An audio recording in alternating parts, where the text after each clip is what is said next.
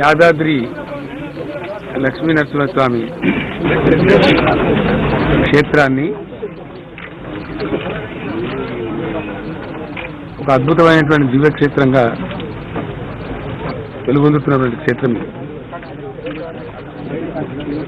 చాలా విశిష్టత, చాలా సనాతనమైనటువంటి ఆలయంగా ఈ ఆలయానికి ఉండే ఖ్యాతి విశ్వవిఖ్యాతంగా ఉంది. ఆల్రెడీ స్వామివారి యొక్క ఖ్యాతినో కీర్తినో పెంచేంత ఇన్వడించేంత గొప్ప వాళ్ళం మనం కాదు, మనం చాలా చిన్నవాళ్ళం. కాకపోతే క్షేత్రానికి సమైక్య రాష్ట్రంలో కొంచెం నిర్లక్ష్యానికి గురైంది. ఇంత అద్భుతమైనటువంటి క్షేత్రం. నాకుండే సమాచారం మేరకు ఇక్కడ మా నాయకులు, అధికారులు చెప్తున్న దాన్ని బట్టి శని ఆదివారాలలో 50 నుంచి 70 వేల వరకు కూడా మంది వస్తున్నట్టు మనకు సమాచారం వస్తూ ఉంది. ఆలయం గొప్పగా నిర్మించాలని, సంబంధించినటువంటి ఇన్ఫ్రాస్ట్రక్చర్ క్రియేట్ చేయాలని, ఇది ఒక దాదాపు 1000 ఎకరాలలో టెంపుల్ సిటీ కూడా అద్భుతంగా తీసుకురావాలని సంకల్పించి పనులు ప్రారంభించినాం. పనులు చాలా బాగా జరుగుతున్నాయి. ఇంకా స్పీడ్ పెరగాల్సిన అవసరం ఉంది. అయితే ఆలయము చాలా గొప్పగా వస్తుంది. ఆలయం యొక్క మంటపాలు, ఫసాడ్ కానీ ఇంకోటి కానీ ప్రతి అనుమానం నేనే తిరిగి చూడడం జరిగింది. చాలా బాగా వచ్చింది. అది కంప్లీట్ అయిన తర్వాత చాలా దివ్యమైనటువంటి ఒక అనుభూతి కలిగేటువంటి గొప్ప ఆలయంగా రూపుదిద్దుకుంటున్నా. అది చాలా సంతోషం. అదేవిధంగా శివాలయం కూడా చాలా గొప్పగా, అసలు ముందున్నటువంటి ఆలయానికి కానీ శివాలయానికి కానీ ఇప్పుడు పోలికెళ్ళేంత గొప్పగా తయారవుతా ఉంది. అది కూడా ఒక మంచి డెవలప్మెంటు. కొంత కింద ల్యాండ్ అక్విజిషన్ పెండింగ్ ఉండే, ఈరోజు కంప్లీట్ చేసినాం. ఈరోజే ఫైనాన్స్ సెక్రటరీ చెప్పి ఒక 70 కోట్లు రిలీజ్ కూడా చేయించాం. 143 + 30 173 ఎకరాల స్థలం ఉత్తర భాగంలో ఆలయానికి కింది వైపు దాన్ని సేకరించడం జరిగింది. డబ్బు కూడా పే చేస్తూ ఉన్నాం. 30 ఎకరాలేమో చెరువు కింద ఉంది. దాన్ని గండి చెరువు అంటారు, ఏమంటారు, గండి చెరువు అనే పేరుతో పిలుస్తారు కుంట. అది స్వామివారి తెప్పోత్సవానికి దాన్ని కొంచెం డీపెండ్ చేసి బ్రహ్మాండం చేసినట్టయితే స్వామివారి యొక్క తెప్పోత్సవానికి ఉపయోగపడుతుంది. అదేవిధంగా మిగిలినటువంటి 143 ఎకరాల స్థలంలో భక్తులు వస్తే ఇప్పుడు ఇందాకనే ఒక ఆయన వేగేసిన ఫౌండేషన్ ఆనందరాజు గారు, వారికి సంబంధించిన వాళ్ళు 10 కోట్ల రూపాయల డొనేషన్ చెక్ నాకు ఇచ్చిపోయారు. వాళ్ళు ఇంకో 4-5 కోట్లైనా సరే ఇస్తామంటున్నారు. నిత్యాన్నదాన సత్రం వారు ఆల్రెడీ తిరుపతిలో నిర్మించున్నారు. అట్లాంటి సత్రం ఇక్కడ నిర్మించడానికి ఒక 10 కోట్ల రూపాయల డొనేషన్ కూడా ఇచ్చినారు. అది కింద bus station, queue complex, car parking, నిత్యాన్నదాన సత్రాలు, భక్తులు కొనుక్కునేటువంటి విశేషమైన వస్తువులకు సంబంధించినటువంటి మార్కెట్లు, ఇవన్నీ కూడా నిర్మాణం చేయాల్సిన అవసరం ఉంది. అది కొండ గుట్ట కాదు కాబట్టి ప్లేన్ ఏరియా కాబట్టి ఐ థింక్ రాబోయే 10-15 రోజుల్లో మళ్ళీ నేను వస్తున్నాను. వచ్చి జిఆర్ స్వామి గారిని కూడా తీసుకొని వస్తాను. ఆలయం లోపల పెద్ద మార్పులేం లేవు, మావి అన్ని యాక్సిడెంట్ ఉంటాయి. అవి స్వామివారి సూచన మేరకే చేసినాం. జిఆర్ స్వామి గారు ఏదైతే సూచన చేశారో ఆగమ శాస్త్ర ప్రకారంగా నియమాలను అనుసరించి చేసినాం. అది అట్లాగే ఉంటుంది. చిన్న చిన్న మార్పులు ఉంటాయి తప్ప పెద్దగా ఉండదు. కొన్ని ట్రీట్మెంట్ చెప్పినాము. కొండ కింద భాగం నుంచి జరగాల్సిన ఏర్పాట్లు ఇటు పశ్చిమ భాగం కానీ అటు భాగం కానీ వాటిని కూడా ఇందాక డిస్కస్ చేసినాం. అవి ఇమీడియట్గా చేయడం జరుగుతుంది. సో పేపర్లలో మీరే రాస్తున్నారు, దయచేసి మీరు అట్లా రాయొద్దు. మీరు ఆ మంటపాలు, ఆ శిల్ప సంపద చూస్తే ఈ రోజుల్లో కట్టేది కాదు. ఇది ప్రపంచంలోనే ఒక యూనిక్ టెంపుల్. చాలా చోట్ల టెంపుల్స్ కడతారు, ఒక లెవెల్కు స్టోన్ కట్టేసి మీరంతా సిమెంట్తో కట్టేస్తారు.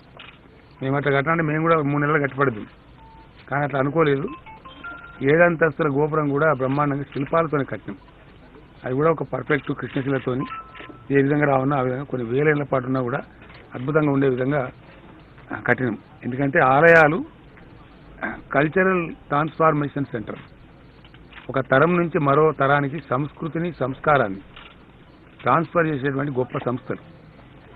ఆలయం రకరకాలుగా ఈ నాస్తిక సోదరులు ఎవరైతున్నారో వాళ్ళు పిచ్చి పిచ్చి ప్రచారాలు కొన్ని చేశారు. కానీ అది కమ్యూనిటీ సెంటరు, కల్చరల్ సెంటర్. ఒక ఆలయం అనేది చాలా పెద్ద కమ్యూనిటీ సెంటర్. 70,000 మందిని ఎవరు పిలిస్తే వస్తున్నారండి శని ఆదివారాల్లో యాదగిరికి అంటే దానికి ఉండే మహత్త అట్లుంది. ప్రజలు స్వచ్ఛందంగా తమంత తాముగా వచ్చేటువంటి అతి గొప్ప community centre, cultural centre, cultural transformation centre. ఒక తరం నుంచి మరో తరానికి సంస్కారాన్ని, సంస్కృతిని రెండింటినీ కూడా అందించేటువంటి, పెంపొందించేటువంటి గొప్ప క్షేత్రం కాబట్టి ఆ క్షేత్రానికి అంత మహిమ ఉంది. అందువల్ల ఇంత కాన్సన్ట్రేషన్ మేము చేస్తూ ఉన్నాం. టెంపుల్ సిటీ ఇక్కడ సుమారు 1000 ఎకరాల్లో వస్తుంది.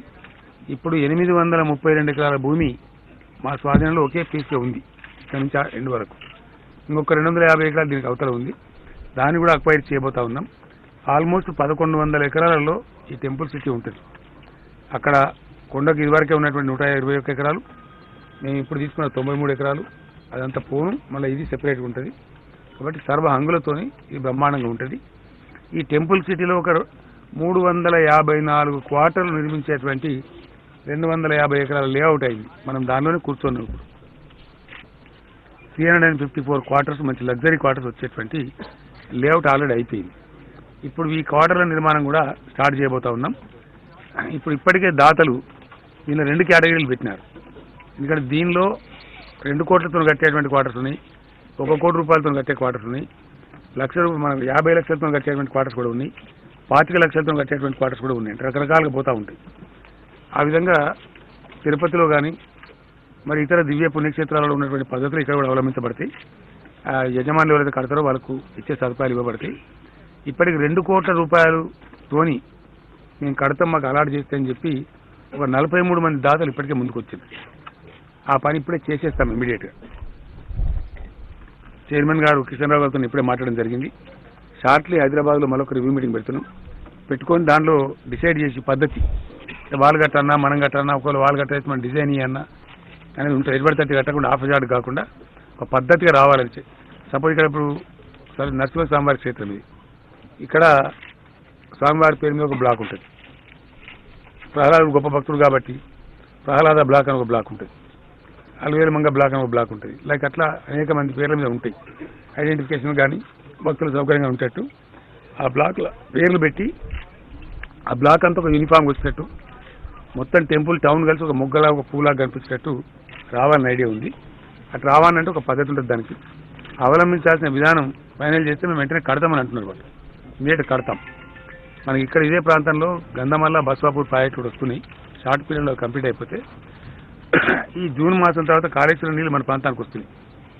వచ్చినట్టయితే ఇప్పుడు ఆ గండి చెరువు అనే కుంట ఏదైతుందో అటు స్వామివారి తెప్పోత్సవానికి ఫ్రెష్ వాటర్తో ఉంటుంది సంవత్సరం పొడవునది. ఇప్పుడు మీకు కనబడుతున్న కుంటలాగా ఉండదు. అది చుట్టూ చాలా పెద్ద ఎత్తున రోడ్డు వస్తుంది, చెట్లు వస్తాయి, మంచి లైట్లు వస్తాయి. ఆ మధ్యలో తెప్పోత్సవం జరిపేటువంటి ఆ ప్లాట్ఫామ్ అంతా కూడా అది చాలా గొప్పగా జరుగుతుంది. మిగిలిన 143 ఎకరాలలో ఈ బస్ స్టాండు, క్యూ కాంప్లెక్స్, అన్నదాన సత్రం, షాపింగ్ సెంటరు అవన్నీ పోను. పెద్ద స్వాములు వచ్చినా ఇంకోటి వచ్చినా ఒక 50-60 ఎకరాలు ప్రవచన మంటపం లాగా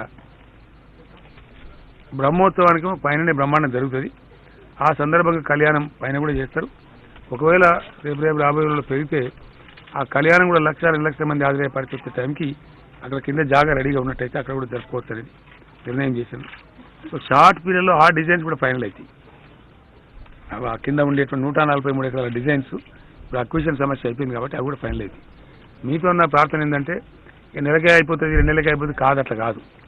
అట్లా కానీ నేనే ఎందుకంటే ఎట్లా జరగాలనో అట్లా జరగాలి తప్ప ఏదో జరగడం కోసం జరగదు. టైం పెట్టుకుని ఉరికేది కాదు ఈ పని. అదంతా స్కల్ప్చర్, శిల్ప సంపద. మనం ఇవాళ కడితే ఒక 1000 ఏళ్ళు 2000 ఏళ్ళు ఉండేటటువంటి చాలా వైభవంగా ఉండేటువంటి. కాబట్టి పరిగెత్తి కట్టండి, చిన్న బిల్డింగ్ కడుతున్నారు, ఎంఆర్ఓ ఆఫీస్ కడుతున్నారు, ఎంఆర్ఓ ఆఫీస్, ఎండి ఆఫీస్ కాదు. ఇది పెద్ద ఆలయం, చాలా పవిత్రంగా ఉంటుంది కాబట్టి అట్లా కట్టం. నేనే కట్టనీయను, దానికి ఎంత టైం పట్టినా సరే. ఎందుకంటే దీని ఇనాగరేషన్ ఎంత గొప్పగా జరుగుతుందంటే, నేను ఉద్యమంలో చాలా మాట్లాడినా, 100% నిజం. అది నా గుండెల నుంచి చెప్తున్న మాట. నేను దాచుకొని ఎవరికి భయపడకూడదు. మా నదులు కాలే, మా పుష్కరాలు కాలే, మా దేవుళ్ళు కూడా దేవుళ్ళ కింద చూడబడలే అని చెప్పిన నేను ఉద్యమంలో. That is right. మీకు ఒక ఉదాహరణ చెప్తాను. నేను అష్టాదశ శక్తి పీఠాలని ఉంటాయి. అందులో ఒక పీఠం శ్రీలంకలో కూడా ఉంటుంది. ఈ అమ్మవారి ఉపాసన చేసేవాళ్ళు ఆ 18 పీఠాలలో ఉపాసన చేస్తేనే వాళ్ళు సంపూర్ణ ఉపాసకులు అవుతారు. వాళ్ళు మాత్రమే ఈ చండీ యాగాలు, ఇతరత్ర యాగాలు చేయడానికి అర్హులవుతారు. అట్లాంటి ఒక అష్టాదశ శక్తిపీఠం అదృష్టం కొద్దీ తెలంగాణలో ఉంది. ఎక్కడ ఉంది తెలుసా మీకు? తెలియదు. అది ప్రాబ్లం. మహబూబ్నగర్ జిల్లాలో అలంపూర్లో జోగులాంబ ఆలయం అష్టాదశ శక్తిపీఠాలలో ఒక పీఠం. మా దేవుళ్ళు కాలేదని కేసీఆర్ ఎందుకంటారంటే, ఈ ఉపాసకులు 18 శక్తిపీఠాలలో ఉపాసన చేయాల్సిన ఉపాసకులు ప్రతి సంవత్సరం ఆంధ్రప్రదేశ్ ఉన్నప్పుడు కూడా 56, 58, 60 సంవత్సరాల నుంచి ఎవ్రీ ఇయర్ వసతులు ఉండని కాక వాళ్ళు ఉపాసకులు కాబట్టి తప్పదు. ఉండని లేకపోయినా వాళ్ళు వచ్చి ఆ 30 రోజులు 20 రోజులు అక్కడ ఉపాసన చేసిపోతారు. ఇది ఎవరు తెలియదు, ఏర్పాట్లు. ఉద్యమం స్టార్ట్ చేసినా నేను జోగులాంబడు గద్వాల మన మొట్టమొదటి పాదయాత్ర కూడా అదే ఉద్దేశంతో చేసిన. మన కృష్ణా పుష్కరాలప్పుడు కూడా జోగులాంబ అమ్మవారి పేరు మీద ఘాటు కట్టించి అక్కడనే మునిగి నేను కృష్ణానదిలో జోగులాంబ ఘాటుతోనే మునిగి నేను. ఇప్పుడు ఆలయం ప్రశస్తి పెరిగింది, రోజు 30, 40, 20 వేల మంది వస్తూ ఉన్నారు. ఇంకా ముందుకు తెలుస్తుంది. అట్లనే యాదగిరి పుణ్యక్షేత్రం యొక్క మహాత్తరమైన నిర్మాణమే కాదు, దీని సెరమనీ, ఇది ఆలయ ప్రతిష్ట, విగ్రహ ప్రతిష్ట కాదు. వాస్తవానికి ఆలయం యొక్క పునర్నిర్మాణం యొక్క ప్రతిష్ట జరుగుతుంది కాబట్టి అది ఆషామాషిగా జరగదు. సహస్ర కుండాత్మక, 1008 కుండాలతో ఈ భారతదేశ చరిత్రలో ఇప్పుడు జరగలేదు. 1008 హోమగుండాలతోని శ్రీ త్రిదండి చిన్నజీయర్ స్వామి గారి ఆధ్వర్యంలో బద్రీనాథ్ నుంచి కూడా వైష్ణవ సాంప్రదాయంలో ఉండేటువంటి స్వాములందరూ వేయించేసి భారతదేశం నలుమూలల నుంచే కాదు ప్రపంచవ్యాప్తంగా ఉండే 133 దేశాల నుంచి వస్తామని లెటర్స్ వచ్చినాయి. ఇప్పటికే మేమందరం వస్తామని చెప్పి వైష్ణవైట్ ఫిలాసఫీని ఫాలో చేసేటువంటి 133 దేశాలలో ఉన్నటువంటి ఫిలాసఫర్స్ మేమందరం కూడా వస్తాం ఈ ఘట్టానికి అని చెప్పిండ్రు. ఆ సమయంలో యాదాద్రికి నా అంచనా ప్రకారం 5 నుంచి 15 లక్షల మంది మధ్య భక్తులు వచ్చేస్తారు. ఒక దాదాపు 6.5 మంది ఋత్విక్కులు ఏకకాలంలో వేదపఠనం చేస్తారు. వాళ్ళ సహాయకులు 2-3 మంది ఉంటారు. త్యాగం చేసే కార్యకర్తలు, ఆ ఋత్విక్కులు కార్యకర్తలే 10-12 మంది ఉంటారు. అది చాలా ఊహించడానికి కష్టంగా ఉంటుంది. అది నాకు తెలుసు దాని స్కేల్ అది ఎట్లా జరుగుతుంది అనేది. కాబట్టి నేనే ఉండి జరిపిస్తున్నది అద్భుతంగా. నేను కూడా కార్యకర్త పనిచేస్తాను. అంత గొప్ప యాగం, అంత గొప్ప కార్యక్రమంతో ఈ టెంపుల్ టేక్ అవ్వచ్చు. ఏదో ఆశామాచిగా ఏదో గ్రామదేవత గుడి కట్టుకున్న ఊళ్ళే సంక్రాంతి కొబ్బరికాయ కొట్టుండే అట్లుండదు. అద్భుతంగా దానికి కావాల్సిన ఇన్పుట్స్ అన్నీ అయినాయి, కానీ ఇంకా ఉన్నాయి, చాలా ఇంకా జరగాల్సినవి చాలా ఉన్నాయి. కొన్ని మార్పులు చేర్పులు. ఇంత దివ్యంగా వచ్చినప్పుడు ఇంకా గొప్పగా రావాలి. ఇక్కడికి వస్తే ఏంటంటే ఇక్కడ సిటీ దగ్గర ఉంది, బయటికి వస్తున్న జనం వాళ్ళు వస్తే పిల్లలతో ఒక దినం 2 దినాలు ఉండాలి అని అనిపించినట్టు కావాలి. దీంతో పాటు భువనగిరి కిలా కానీ కొలన్పాక టెంపుల్ కానీ అది ఒక సర్క్యూట్ కింద కూడా తెచ్చేటువంటి ప్రయత్నం చేస్తా ఉంది. మన బస్వాపూర్ దగ్గర ఇక్కడేమో స్ట్రిక్ట్గా ఉంటుంది, ఇక్కడ ఓన్లీ వెజిటేరియన్ తప్ప ఏం తిననీయరు, చాలా కఠినంగా ఉంటుంది. కానీ బస్వాపూర్లో వచ్చే ప్రాజెక్ట్ ఏదైతే ఉందో అక్కడ ఒక 260 ఎకరాల జాగా ఉంది 2 వైపులా. అక్కడ ఒక 250 ఎకరాల కింద తీసుకొని ఒక అద్భుతమైనటువంటి కన్వెన్షన్ సెంటర్స్, 5 స్టార్ హోటల్స్ లాంటి హోటల్స్ చాలా వస్తాయి. మన హైటెక్ సిటీలో హెచ్ఐసిసి ఉంది కదా, హెచ్ఐసిసి మోడల్ హాల్స్ వస్తాయన్నమాట, చాలా గొప్పగా వస్తుంది. సో అట్లా ఇది అంటే ఇవన్నీ కలిపి బస్వాపూర్ ప్రాజెక్టు, గంధమాల ప్రాజెక్టు, అక్కడ బోర్డింగ్ అరేంజ్మెంట్స్ ఉంటాయి, ఆ కన్వెన్షన్ సెంటర్స్ ఉంటాయి, అన్ని థియేటర్స్ ఉంటాయి, చాలా ఉంటాయి, మల్టిపుల్ కాంప్లెక్స్ ఉంటుంది. అది ఇక్కడ క్షేత్రం, ఇక్కడ కొలన్పాక జైన దేవాలయం, ఈ మన కిలా భువనగిరి కిలా, ఇవన్నీ కలిపి ఒక సర్క్యూట్ అవుతుంది. ఇప్పుడు యాదాద్రి దగ్గర నిలిపిస్తున్న ring road, 6 lane ring road అవుతుందో దాన్ని కూడా ఈరోజు నిధులు మంజూరు చేసినాం. దానికి రేపు రిలీజ్ అయ్యి వస్తున్నాయి, స్టార్ట్ అయింది పని. ఒక దిక్కు కొంచెం ల్యాండ్ అక్విజిషన్ ఆగి ఉంది, అది కూడా రాబోయే 10 రోజుల్లో కంప్లీట్ అయ్యి పూర్తి ముమ్మరంగా స్టార్ట్ అవుతుంది. రెసిడెన్షియల్ సూట్స్ ఏవైతే ఒక 60 ఉండేటువంటి కడుతున్నామో అవి కూడా నేను చూడడం జరిగింది. వాళ్ళు పికప్ చేసిండ్రు. By September they will be complete. ఎందుకంటే సందర్భంలో ఆ టైంలో ఆలయం యొక్క ఉద్ఘాటన టైంలో ప్రధానమంత్రి గారు వస్తారు, ప్రెసిడెంట్ ఆఫ్ ఇండియా వస్తారు, చాలామంది గవర్నర్లు వస్తారు, ముఖ్యమంత్రులు వస్తారు, మన రాష్ట్రానికి సంబంధించిన ప్రతి ఒక్కరు వస్తారు. కాబట్టి వాటి తగిన స్థాయిలో వాళ్ళకు ఉండాల్సిన గెస్ట్ హౌస్లు, మంచి చెడ్డ అదంతా ఉండవలసిన అక్కడ ఉంటుంది. కాబట్టి ఉద్ఘాటన తొందరగా జరగదు. తొందరగా జరగకపోవడానికి కారణం ఏంటి, ఇవన్నీ ఉన్నాయి దాంట్లో.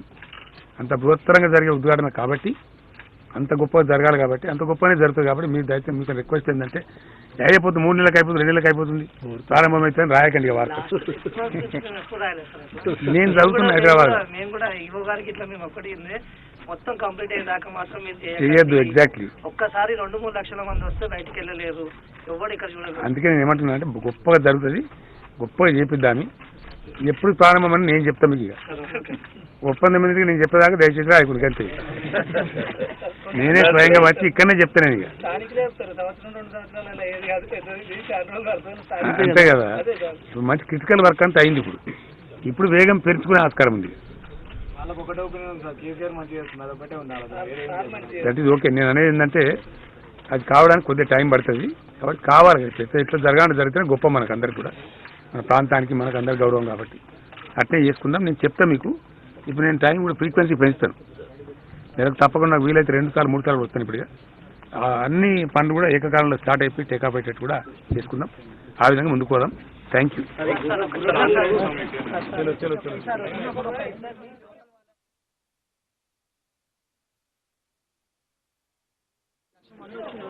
బయటికి వెళ్ళలేరు అనేది ఒకటి. మాట్లాడు.